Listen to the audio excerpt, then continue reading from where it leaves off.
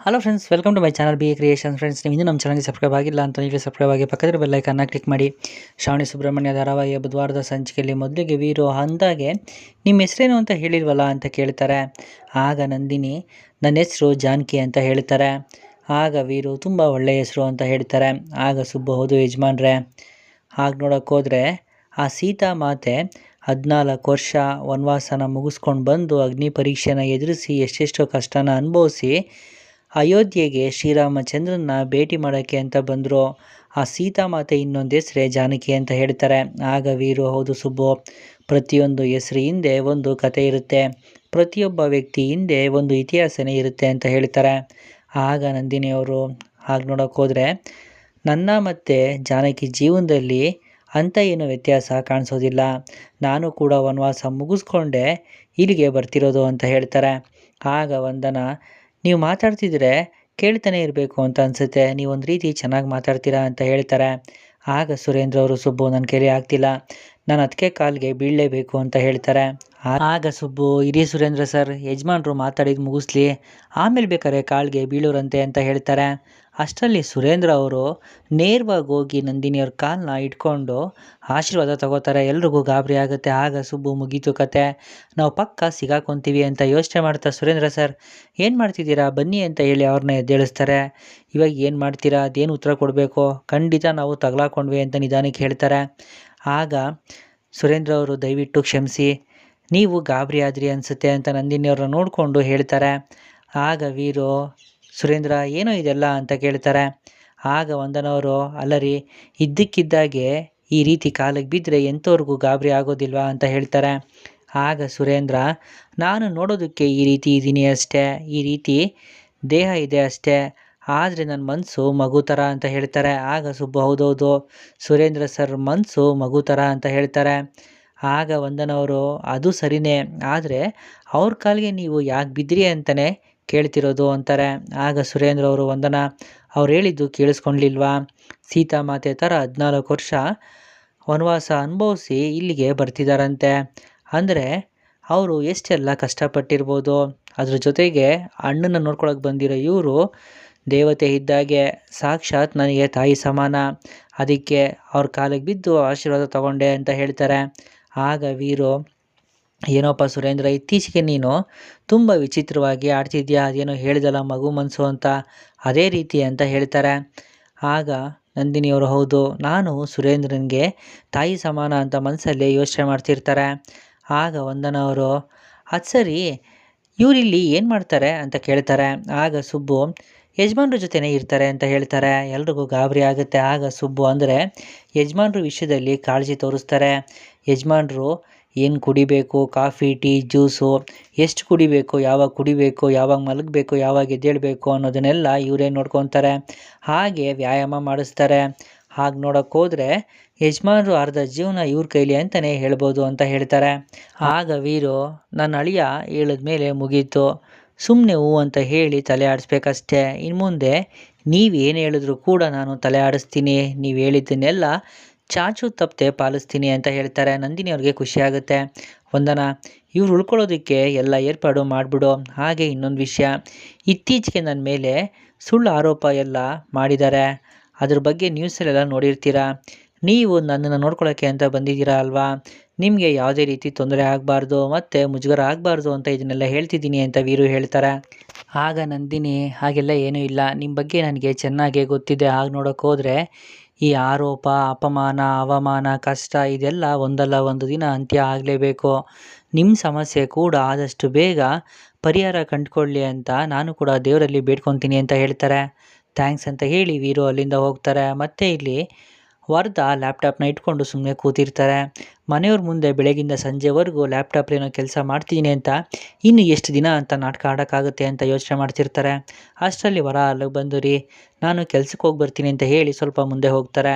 ಆಗ ಇಂದ್ರಮ್ಮ ಎದುರಿಗೆ ಬಂದು, ಭಾರಿ ದೊಡ್ಡ ಕೆಲಸ ಇವಳ್ದು, ಹೇಳೋದು ಬ್ಯಾಂಕ್ ಕೆಲಸ ಅಂತ, ಆದರೆ ಬೆಳಗಿಂದ ಸಂಜೆವರೆಗೂ ಕತ್ತೆ ಥರ ದುಡಿಬೇಕು, ಆದರೆ ನನ್ನ ಮಗನ ನೋಡೆ ಮಹಾರಾಜನ ಥರ ಮನೇಲಿ ಕೂತ್ಕೊಂಡು ಲಕ್ಷ ಲಕ್ಷ ಸಂಬಳ ಎಣಿಸ್ಕೊತಿದ್ದಾನೆ, ಅವನು ಓದಿರೋ ಓದಿಗೆ, ಅವನಿಗಿರೋ ಬುದ್ಧಿವಂತಿಕೆಗೆ ನೋಡೆ ಆಫೀಸ್ಗೆ ಹೋಗೋದನ್ನ ಬಿಟ್ಟು ಮನೇಲೇ ಕೆಲಸ ಮಾಡ್ತಿದ್ದಾನೆ. ಆದರೆ ನೀನು ನೋಡು ಮನೆ ಕೆಲಸ ಮಾಡಬೇಕಲ್ಲ ಅಂತ ಅದರಿಂದ ತಪ್ಪಿಸ್ಕೊಳ್ಳೋಕ್ಕೆ ಆಫೀಸ್ ಕೆಲಸ ಅಂತ ಹೇಳಿ ಹೊರಗಡೆ ಹೋಗ್ತಿದ್ಯಾ ಅಂತ ಹೇಳ್ತಾರೆ.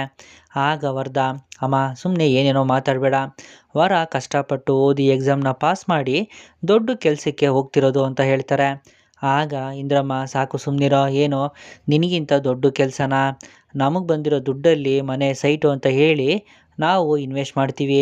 ಆದರೆ ನನ್ನ ಮಗ ಲಕ್ಷ ಲಕ್ಷ ಸಂಬಳನ ಎಣಿಸ್ತಾನೆ, ಸಂಸಾರನ ತೂಗಿಸ್ಕೊಂಡು ಹೋಗ್ತಿದ್ದಾನೆ, ಅದು ದೊಡ್ಡಸ್ಕೆ ಅಲ್ವಾ ಅಂತ ಹೇಳ್ತಾರೆ. ಆಗ ವರದ, ಅಮ್ಮ ಸುಮ್ಮನಿರಮ್ಮ ಸಾಕು ಅಂತ ಹೇಳ್ತಾರೆ. ಆಗ ಇಂದ್ರಮ್ಮ, ನಾನು ಯಾಕೋ ಸುಮ್ಮನಿರಬೇಕು, ಅಷ್ಟಕ್ಕೂ ನಿನ್ನ ಫ್ರೆಂಡು ಮಹೇಶ ಬೆಳಗ್ಗೆ ಕೆಲ್ಸಕ್ಕೆ ಹೋಗ್ತಾನೆ, ಸಂಜೆ ಆಫೀಸಿಂದ ಮನೆಗೆ ಬರ್ತಾನೆ. ಅದಕ್ಕೆ ಇವತ್ತು ಅವ್ರ ಅಮ್ಮ ಸಿಕ್ಕಿದ್ರು, ಅವ್ರಿಗೆ ನಾನು ಸರಿಯಾಗಿ ಹೇಳಿದ್ದೀನಿ, ನನ್ನ ಮಗನ ಥರ ಚುರುಕಾಗಿ ನಿನ್ನ ಮಗನಿಗೆ ಕೆಲಸ ಮಾಡೋಕ್ಕೆ ಹೇಳು, ಆವಾಗ ಅವನು ಕೂಡ ರಾಜನಂತೆ ನನ್ನ ಮಗನ ಥರನೇ ಮನೇಲಿ ಕೂತ್ಕೊಂಡು ಲಕ್ಷ ಲಕ್ಷ ಸಂಬಳ ಇಳಿಸ್ಬೋದು ಅಂತ, ಗೊತ್ತಾ ಅಂತ ಹೇಳ್ತಾರೆ. ಆಗ ಅಮ್ಮ ಮಹೇಶ್ವರ ಅಮ್ಮ ಸಿಕ್ಕಿದ್ರ, ನೀನು ಏನಮ್ಮ ಹೇಳಕ್ಕೆ ಹೋದೆ ಅವ್ರ ಹತ್ರ ಅಂತ ಕೇಳ್ತಾರೆ. ಆಗ ಅವರ ಅತ್ತೆ, ಅಷ್ಟಕ್ಕೂ ನಮ್ಮ ಕೆಲಸ ನಮಗೆ ದೊಡ್ಡದು, ನೀವು ಯಾಕೆ ನಮ್ಮ ಕೆಲಸನ ಇನ್ನೊಬ್ರ ಕೆಲಸನ ಹೋಲಿಕೆ ಮಾಡಿ ಮಾತಾಡ್ತಿದ್ದೀರಾ ಅಂತ ಕೇಳ್ತಾರೆ. ಆಗ ಇಂದ್ರಮ್ಮ, ಏನೇ ನನಗೆ ಬುದ್ಧಿ ಹೇಳೋಷ್ಟು ದೊಡ್ಡೋಳಾಗ್ಬಿಟ್ಟಿದ್ಯಾ, ನನ್ನ ಮಗ ಕೆಲ್ಸಕ್ಕೆ ಹೋಗಿ ದುಡಿತಾನೆ ಅಂತಂದರೆ ನನಗದು ಹೆಮ್ಮೆ, ಎಲ್ಲರ ಹತ್ರನೂ ಹೇಳ್ಕೊತೀನಿ, ಏನಿವಾಗ ಅಂತ ಕೇಳ್ತಾರೆ. ಆಗ ವರದವರ, ನಿನಗೆ ಟೈಮ್ ಆಗ್ತಿದೆ ಹೊರಡು ನೀನು ಅಂತ ಹೇಳ್ತಾರೆ. ಆಗ ಇಂದ್ರಮ್ಮ, ಹೌದೌದು ಸೀಮೆಗಿಲ್ದಿರೋ ಕೆಲಸ ಇಳ್ದು, ಗಂಡ ಮನೆಯಲ್ಲೇ ಕೆಲಸ ಮಾಡೋವಾಗ ಅವ್ನು ಆರೈಕೆ ಮಾಡೋಣ, ಕಾಫಿ ಟೀ ಕೊಡೋಣ, ಅವ್ನಿಗೇನು ಬೇಕೋ ನೋಡೋಣ ಅನ್ನೋದಿಲ್ಲ, ಕೆಲ್ಸಕ್ಕೆ ಹೊಟ್ಬಿಟ್ಲು ಅಂತ ಬೈತಾರೆ. ಆಗ ವರ ಅತ್ತೆ, ಅದು ನಾನು ಅಂತ ಏನು ಹೇಳಕ್ಕೆ ಹೋಗ್ತಾರೆ. ವರ, ನೀನು ಹೊರಡು ಸುಮ್ಮನೆ ಅಂತ ವರದ ಹೇಳ್ತಾರೆ. ಪಾಪ ನನ್ನ ಗಂಡ ಈ ಪರಿಸ್ಥಿತಿನ ಯಾವ ರೀತಿ ಎದುರಿಸ್ತಾರೋ ಏನೋ, ನಾನು ಅವ್ರಿಗೆ ಯಾವ ರೀತಿ ಸಹಾಯ ಮಾಡಲಿ ಅಂತ ಯೋಚನೆ ಮಾಡ್ತಿರ್ತಾರೆ. ಆಗ ವರದ ಕೋಪದಲ್ಲಿ, ವರ ನಿನಗೆ ಹೇಳಿದ್ದು ಟೈಮ್ ಆಯಿತು ಹೊರಡು ಅಂದೆ ಅಂತ ಹೇಳ್ತಾರೆ. ಆಗ ಇಂದ್ರಮ್ಮ, ಹೌದಮ್ಮ ಹೊರಡು ಅಂತ ಹೇಳ್ತಾರೆ. ಆಗ ವರದವರು, ಅಮ್ಮ ನೀನೀಗ ಮಾತಾಡ್ತಿದ್ದೆ, ನಾನು ಹೆಂಗಮ್ಮ ಕೆಲಸ ಮಾಡಲಿ, ನಾನು ಒಳಗಡೆ ಹೋಗ್ತೀನಿ ಅಷ್ಟೇ ಅಂತ ಸ್ವಲ್ಪ ಮುಂದೆ ಹೋಗ್ತಾರೆ. ಆಗ ಇಂದ್ರಮ್ಮ, ಬೇಡ ಕಣೋ ನೀನು ಇಲ್ಲೇ ಆರಾಮಾಗಿ ಕೆಲಸ ಮಾಡ್ಕೊಂಡಿರು ಅಂತ ಹೇಳ್ತಾರೆ. ವರ ಅವ್ರಿಗೆ ಬೇಜಾರಾಗುತ್ತೆ. ಪಾಪ ಕೆಲಸ ಇಲ್ಲದೆ ಹೋದ್ರೂ ಬೆಳಗಿಂದ ಸಂಜೆವರೆಗೂ ಮನೆಯವ್ರ ಮುಂದೆ ಕೆಲಸ ಮಾಡೋ ಥರ ನಾಟಕ ಮಾಡೋದು ತುಂಬಾ ಕಷ್ಟ. ದೇವರೇ, ಇವ್ರ ಮನಸ್ಸಲ್ಲಿ ಯಾವುದೇ ರೀತಿ ಕೆಟ್ಟ ಆಲೋಚನೆ ಬರದೇ ಇರೋ ರೀತಿ ನೀನೇ ಕಾಪಾಡಬೇಕಪ್ಪ ಅಂತ ಮನಸ್ಸಲ್ಲೇ ಯೋಚನೆ ಮಾಡ್ತಿರ್ತಾರೆ. ಆಗ ವರ ನಿನಗೆ ಹೇಳಿದ್ದು ಹೊರಡು ನೀನು ಫಸ್ಟು ಅಂತ ಹೇಳ್ತಾರೆ. ಸರಿ ನಾನು ಹೋಗಿ ಬರ್ತೀನಿ ಅಂತ ಹೇಳಿ ವರ ಅವರಿಬ್ರಿಗೂ ಹೇಳಿ ಅಲ್ಲಿಂದ ಹೊರಡ್ತಾರೆ. ಆಗ ಇಂದ್ರಮ್ಮ, ನೋಡೋ ಅವಳು ಎಷ್ಟೇ ಆದರೂ ಹೆಂಡ್ತಿ, ಅವಳಿಗೆ ಗಂಡನ ಬಗ್ಗೆ ಕಾಳಜಿ ಇಲ್ಲದೆ ಇರ್ಬೋದು, ಆದರೆ ನಾನು ಹೆತ್ತು ತಾಯಿ ಕಣೋ, ನೀನು ದುಡಿಯೋ ಗಂಡಸು, ಜಾಸ್ತಿ ಟೆನ್ಷನ್ ತೊಗೊಬೇಡ, ನಿನಗೆ ತಿನ್ನೋದಕ್ಕೆ ಏನಾದ್ರು ತಿಂಡಿ ಮಾಡ್ಕೊಂಬರ್ತೀನಿ, ನೀನು ಆರಾಮಾಗಿ ಕೆಲಸ ಮಾಡ್ಕೊಂಡಿರು ಅಂತ ಹೇಳಿ ಇಂದ್ರಮ್ಮ ಒಳಗಡೆ ಹೋಗ್ತಾರೆ. ವರದ ಬೇಜಾರಿಂದ ಏನು ಯೋಚನೆ ಮಾಡ್ತಾ ಅಲ್ಲೇ ಕೂತಿರ್ತಾರೆ. ಮತ್ತೆ ಇಲ್ಲಿ ವಂದನ ಅವರು ನಂದಿನಿಯವ್ರನ್ನ ಒಂದು ರೂಮ್ ಒಳಗಡೆ ಕರ್ಕೊಂಡು ಬರ್ತಾರೆ. ಇನ್ನು ಮುಂದೆ ನೀವು ಇಲ್ಲೇ ಇರ್ತೀರ, ಇದು ನಿಮ್ಮ ರೂಮು, ನಿಮ್ಗೆ ಏನು ಬೇಕಿದ್ರು ನನ್ನ ಕೇಳಿ ಅಂತ ಹೇಳ್ತಾರೆ. ನಂದಿನಿಯವ್ರಿಗೆ ಖುಷಿ ಆಗುತ್ತೆ. ತುಂಬ ಥ್ಯಾಂಕ್ಸ್, ನೀವು ತುಂಬ ಒಳ್ಳೆಯವರು, ನಿಮ್ಮಂಥ ಒಳ್ಳೆ ಸೊಸೆ ಈ ಮನೇಲಿದ್ದರೆ ಈ ಮನೆ ನೆಮ್ಮದಿಯಾಗಿರುತ್ತೆ ಅಂತ ಹೇಳ್ತಾರೆ. ಆಗ ವಂದನ, ನಾನು ಈ ಮನೆ ಸೊಸೆ ಅನ್ನೋ ನೆಮ್ಮದಿ ನನಗಿದೆ, ಆದರೆ ಈ ಮನೆ ಹಿರಿ ಸೊಸೆ ನಂದಿನಿ ಅಕ್ಕ, ಆದರೆ ಅವ್ರ ಜೊತೆ ಇರೋ ಅದೃಷ್ಟ ನಮಗಿಲ್ಲ, ಅವರಿದ್ದಿದ್ರೆ ಈ ಮನೆ ನಂದ ಗೋಕುಲ ಆಗ್ತಾಯಿತ್ತು. ಇರಲಿ ಬಿಡಿ ಪರವಾಗಿಲ್ಲ, ನಾನು ಹೋಗಿ ನಿಮಗೆ ತಿಂಡಿ ರೆಡಿ ಮಾಡ್ತೀನಿ ಅಂತ ಹೇಳಿ ಅಲ್ಲಿಂದ ಹೋಗ್ತಾರೆ. ಇದನ್ನೆಲ್ಲ ಸುರೇಂದ್ರ ಅವರು ಹೊರಗಡೆ ನಿಂತ್ಕೊಂಡು ಕೇಳಿಸ್ಕೊತಾ ಇರ್ತಾರೆ. ವಂದನವ್ರು ಆಚೆ ಬರೋದನ್ನು ನೋಡಿ ಅವರು ಮರೇಲಿ ಬಚ್ಚಿಟ್ಕೊಂಡಿರ್ತಾರೆ. ಅವರು ಅಲ್ಲಿಂದ ಹೋದ್ಮೇಲೆ ಸುರೇಂದ್ರ ಅವರು ರೂಮ್ ಒಳಗಡೆ ಬರ್ತಾರೆ. ಅತ್ತಿಗೆ ಅಂತ ಕರೀತಾರೆ. ನಂದಿನಿಯವರು ಸುರೇಂದ್ರ ಅವ್ರನ್ನ ನೋಡ್ತಾ ಇರ್ತಾರೆ. ಅದಕ್ಕೆ ನಿಮ್ಮನ್ನು ನೋಡಬೇಕು, ನಿಮ್ಮ ಜೊತೆ ಮಾತಾಡಬೇಕು ಅಂತ ಕಾಯ್ತಾ ಇದ್ದೆ, ತುಂಬ ವರ್ಷ ಆದಮೇಲೆ ನನ್ನ ತಾಯಿಯಾಗೆ ಬಂದು ಕಣ್ಮುಂದೆ ನಿಂತಿದ್ದೀರಾ, ನಿಮ್ಮ ಮುಖ ನೋಡಬೇಕು ಅದಕ್ಕೆ ಅಂತ ಹೇಳ್ತಾರೆ. ಆಗ ನಂದಿನಿ ಅವ್ರು ಹಾಕಿರೋ ಮಾಸ್ಕ್ನ ತೆಗಿತಾರೆ. ಸುರೇಂದ್ರ ಅವರು ನಂದಿನಿ ಕಾಲಿಗೆ ಬಿದ್ದು ಆಶೀರ್ವಾದ ತಗೋತಾರೆ. ಸುರೇಂದ್ರ ಹೇಗಿದೆಯಾ ಅಂತ ನಂದಿನಿ ಕೇಳ್ತಾರೆ. ಅದಕ್ಕೆ ನಾನು ಚೆನ್ನಾಗಿದ್ದೀನಿ, ನೀವು ಇಲ್ಲೇ ಇದ್ದಿದ್ರೆ ನಾನು ಇನ್ನೂ ಚೆನ್ನಾಗಿರ್ತಾ ಇದ್ದೆ, ಇಷ್ಟು ವರ್ಷ ನೀವು ಎಲ್ಲಿದ್ರಿ ಹೇಗಿದ್ರಿ ಅಂತ ಗೊತ್ತಾಗದೆ ನಾನು ತುಂಬ ಒದ್ದಾಡ್ತಾ ಇದ್ದೆ, ದೇವ್ರು ದೊಡ್ಡವನು, ನೀವು ಮತ್ತೆ ಇಲ್ಲಿಗೆ ಬಂದಿದ್ದೀರಾ, ಆ ದೇವ್ರಿಗೆ ಎಷ್ಟು ಥ್ಯಾಂಕ್ಸ್ ಹೇಳಿದ್ರು ಸಾಲದು, ದೇವ್ರಿಗಲ್ಲ ಸುಬ್ಬುಗೆ ಥ್ಯಾಂಕ್ಸ್ ಹೇಳಬೇಕು, ಅವನೇ ಅಲ್ವಾ ನಿಮ್ಮನ್ನು ಇಲ್ಲಿಗೆ ಬರೋ ಹಾಗೆ ಮಾಡಿದ್ದು ಅಂತ ಹೇಳ್ತಾರೆ. ಆಗ ನಂದಿನಿ, ನಾನು ನಿಮ್ಮೆಲ್ಲರಿಂದ ದೂರ ಆಗಿ ತಪ್ಪು ಮಾಡ್ತಾ ಇದ್ದೀನಿ ಏನೋ ಅಂತ ಅನ್ನಿಸ್ತಾ ಇತ್ತು, ಆದರೆ ಪರಿಸ್ಥಿತಿ ಸಂದರ್ಭ ಆಗಿತ್ತು, ನನ್ನ ನಿರ್ಧಾರ ಬಲವಾಗಿತ್ತು ಅಂತ ಹೇಳ್ತಾರೆ. ಆಗ ಸುರೇಂದ್ರ ಅವರು, ಅದಕ್ಕೆ ನಾನು ಅದ್ಯಾವುದನ್ನು ಕೇಳೋದಕ್ಕೆ ಹೋಗಲ್ಲ, ಇಷ್ಟು ವರ್ಷ ಆದಮೇಲೆ ನೀವು ಬಂದಿದ್ದೀರಲ್ಲ ಅದೇ ಖುಷಿ ನನಗೆ ಅಂತ ಹೇಳ್ತಾರೆ. ಅಲ್ಲಿಗೆ ಸುಬ್ಬು ಬರ್ತಾರೆ. ಅಮ್ಮೋರೆ, ಮತ್ತೆ ನಿಮ್ಮ ಮನೆಗೆ ಸ್ವಾಗತ. ಸುರೇಂದ್ರ ಸರ್, ಈಗಲಾದರೂ ನಿಮಗೆ ಖುಷಿ ಆಯಿತಾ ಅಂತ ಸುಬ್ಬು ಕೇಳ್ತಾರೆ. ಆಗ ಸುರೇಂದ್ರ, ಕೇಳ್ತಿದೆಯಲ್ಲೋ, ನನಗೆ ತುಂಬ ಸಂತೋಷ ಆಗ್ತಿದೆ, ಅದಕ್ಕೆ ನನಗೆ ಕಣ್ಣಲ್ಲಿ ನೀರು ಬರ್ತಿದೆ ನೋಡು ಅಂತ ಹೇಳ್ತಾರೆ. ಆಗ ಸುಬ್ಬು, ಅಮ್ಮೋರೆ ನೀವು ಈ ಮನೇಲಿ ಇದ್ದೀರಾ ಅನ್ನೋದು ಯಾರಿಗೂ ಗೊತ್ತಾಗಬಾರ್ದು, ನಾವು ಇನ್ಮುಂದೆ ತುಂಬ ಹುಷಾರಾಗಿರ್ಬೇಕು ಅಂತ ಹೇಳ್ತಾರೆ.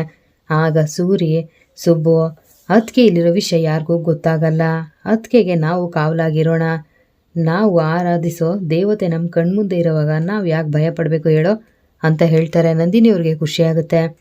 ಮತ್ತು ಕಾಂತಮ್ಮ ವಿಜಯಾಂಬಿಕಾ ಜೊತೆ ಫೋನಲ್ಲಿ ಮಾತಾಡ್ತಾ ಇರ್ತಾರೆ. ಆಯಿತು ಮೇಡಮ್ ಅವರೇ, ನೀವು ಹೇಳಿದ್ದೆಲ್ಲ ಮಾಡ್ತೀನಿ, ನೀವು ಟೆನ್ಷನ್ ಮಾಡ್ಕೋಬೇಡಿ, ಆ ಇಂದ್ರಿಗೆ ಕ್ಲೋಸ್ ಆಗ್ತೀನಿ, ಇಷ್ಟರಲ್ಲೇ ಗ್ರೂಪ್ ಟ್ರಿಪ್ ಹೋಗಿ ಫೋಟೋ ಕಳಿಸ್ತೀನಿ ನೋಡ್ತೀರಿ ಅಂತ ಹೇಳಿ ಫೋನ್ ಕಟ್ ಮಾಡ್ತಾರೆ. ಮತ್ತು ಈ ಆಲ್ಮಾರೋಡು ನನಗೆ ಯಾಕೆ ಲಕ್ಷ ಲಕ್ಷ ಕೊಡ್ತಾ ಇದ್ದಾಳೆ, ಇವಳಿಗೆ ಕೋಟಿ ಕೋಟಿ ಲಾಭ ಇಲ್ಲದೆ ಇದನ್ನೆಲ್ಲ ಮಾಡ್ತಾ ಇದ್ದಾಳ, ಇವಳಿಗೆ ಲಾಭ ಇಲ್ಲ ಅಂದರೆ ಇವಳು ಏನೂ ಮಾಡಲ್ಲ, ಅದೇನಾದರೂ ಆಗಿರಲಿ, ಇವಳು ಹೇಳಿದ್ದೆಲ್ಲ ಕೆಲಸನೂ ನಾನು ಮಾಡ್ತಾ ಇದ್ದೀನಿ, ಅನಂತ ಶಯನ ಎಲ್ಲೋಗ್ತಾನೋ ಫಾಲೋ ಮಾಡ್ಕೊಂಡು ಹೋಗಿ ಫೋಟೋ ಕಳಿಸು ಅಂತ ಹೇಳ್ತಾಳೆ. ಆ ಸುಬ್ರಹ್ಮಣ್ಯ ಮತ್ತು ಶ್ರಾವಣಿ ಒಂದಾಗಬಾರ್ದು, ಆ ರೀತಿ ನೋಡ್ಕೊ ಅಂತ ಹೇಳ್ತಾಳೆ. ಈಗ ಇಂದ್ರಿಗೆ ಕ್ಲೋಸ್ ಆಗು ಅಂತ ಹೇಳ್ತಿದ್ದಾಳೆ. ಇದನ್ನೆಲ್ಲ ಯಾಕೆ ಮಾಡಿಸ್ತಾ ಇದ್ದಾಳೆ ಇವಳು, ಅದೇನಾದರೂ ಆಗಿರಲಿ, ನನಗೆ ಕೈ ತುಂಬ ದುಡ್ಡು ಬರ್ತಿದೆಯಲ್ಲ ಅಷ್ಟೇ ಸಾಕು, ಮೊದಲು ಈ ಇಂದ್ರಿಗೆ ಕ್ಲೋಸ್ ಆಗಬೇಕು ಅಂತ ಯೋಚನೆ ಮಾಡ್ತಾ ಇರ್ತಾರೆ. ಮತ್ತು ಇಲ್ಲಿ ವಂದನವರು ಈಗ ಭಾವನ್ಗೆ ಕಾಫಿ ಕೊಡಬೇಕಾ ಟೀ ಕೊಡಬೇಕಾ ಅನ್ನೋದನ್ನು ಕೇಳೋದೇ ಮರ್ತೋಯ್ತಲ್ಲ ಅಂತ ಯೋಚನೆ ಮಾಡ್ತಾ ಅವರು ನಂದಿನಿಯವ್ರ ರೂಮ್ ಹತ್ರ ಬರ್ತಾರೆ. ಅಷ್ಟರಲ್ಲಿ ನಂದಿನಿಯವರು ಮಾಸ್ಕ್ ಹಾಕ್ಕೊಂಡು ನಿಂತಿರ್ತಾರೆ. ರೀ ಸುಬ್ಬು, ನೀವೇನು ಮಾಡ್ತಾಯಿದ್ದೀರಾ ಇಲ್ಲಿ ಅಂತ ಕೇಳ್ತಾರೆ. ಆಗ ಸೂರಿ, ಏನಿಲ್ಲ ವಂದನ, ಇವ್ರು ಉಳ್ಕೊಳ್ಳೋದಕ್ಕೆ ಎಲ್ಲ ವ್ಯವಸ್ಥೆ ಸರಿಯಾಗಿ ಆಗಿದೆಯಾ ಅಂತ ನೋಡ್ಕೊಂಡು ಹೋಗೋಣ ಅಂತ ಬಂದೆ, ಮತ್ತು ಅಣ್ಣನ ನೋಡ್ಕೊಳ್ಳೋದು ಇನ್ನು ಮುಂದೆ ಇವ್ರ ಜವಾಬ್ದಾರಿ ಅಲ್ವಾ, ಅಣ್ಣನ ಬಗ್ಗೆ ಮಾತಾಡ್ತಾ ಇದ್ದೆ ಅಂತ ಹೇಳ್ತಾರೆ. ಆಗ ಸುಬ್ಬು, ಹೌದು ಮೇಡಮ್, ಯಜಮಾನ್ರ ಬಗ್ಗೆ ಮಾತಾಡ್ತಾ ಇದ್ವಿ ಅಂತ ಹೇಳ್ತಾರೆ. ಆಗ ವಂದನವರು, ನಾನು ಅದ್ರ ಬಗ್ಗೆನೇ ವಿಚಾರಿಸೋಣ ಅಂತ ಬಂದೆ, ಈಗ ಭಾವನ್ಗೆ ಕಾಫಿ ಕೊಡಬೇಕು ಟೀ ಕೊಡಬೇಕು ಕೇಳ್ಕೊಂಡು ಹೋಗೋಣ ಅಂತಲೇ ಬಂದಿದ್ದು ಅಂತ ಹೇಳ್ತಾರೆ.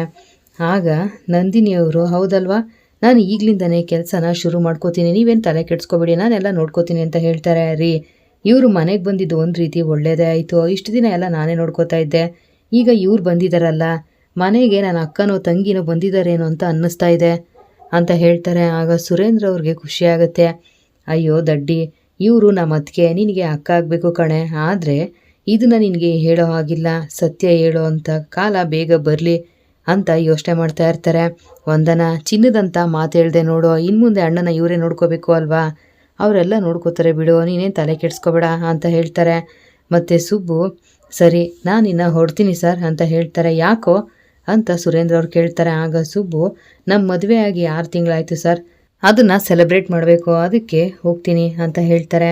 ಆಗ ನಂದಿನಿ, ನೀವು ಬೇಗ ಹೊರಡಿ, ಮಗಳನ್ನ ಅಂದರೆ ಈ ಮನೆ ಮಗಳನ್ನ ತುಂಬ ಕಾಯಿಸೋದು ಒಳ್ಳೆಯದಲ್ಲ, ನೀವಿಬ್ಬರು ಯಾವಾಗಲೂ ಚೆನ್ನಾಗಿರಬೇಕು, ನಿಮಗೆ ಒಳ್ಳೆಯದಾಗಲಿ ಅಂತ ಹೇಳ್ತಾರೆ. ಆಗ ವಂದನವರು, ಶ್ರಾವಣಿನ ಕೇಳಿದೆ ಅಂತ ಹೇಳಿ ಸುಬ್ಬು ಅಂತ ಹೇಳ್ತಾರೆ. ಸರಿ ನಾನಿನ್ನ ಬರ್ತೀನಿ ಅಂತ ಹೇಳಿ ಸುಬ್ಬು ಅಲ್ಲಿಂದ ಹೋಗ್ತಾರೆ. ಆಗ ಸೂರಿ, ಸರಿ ಮೇಡಮ್, ನೀವು ಕಾಫಿ ಕೊಡಬೇಕು ಟೀ ಕೊಡಬೇಕು ಅಂತ ಯೋಚನೆ ಮಾಡಿ, ನಾವು ಹೊರಡ್ತೀವಿ ಅಂತ ಹೇಳಿ ವಂದನವ್ರನ್ನ ಕರ್ಕೊಂಡು ಅಲ್ಲಿಂದ ಹೋಗ್ತಾರೆ. ನಂದಿನಿಯವ್ರಿಗೆ ಖುಷಿಯಾಗುತ್ತೆ, ಅವರೇನೋ ಯೋಚನೆ ಮಾಡ್ತಾ ಇರ್ತಾರೆ. ಇಲ್ಲಿಗೆ ಶ್ರಾವಣಿ ಸುಬ್ರಹ್ಮಣ್ಯ ಧಾರಾವಾಹಿಯ ಬುಧವಾರ ಸಂಚಿಕೆ ಮುಕ್ತಾಯ ಆಗುತ್ತೆ. ಮುಂದಿನ ವಿಡಿಯೋಗಾಗಿ ದಯವಿಟ್ಟು ನಮ್ಮ ಚಾನಲ್ ಸಬ್ಸ್ಕ್ರೈಬ್ ಮಾಡಿ, ಲೈಕ್ ಮಾಡಿ, ಶೇರ್ ಮಾಡಿ. Thank you.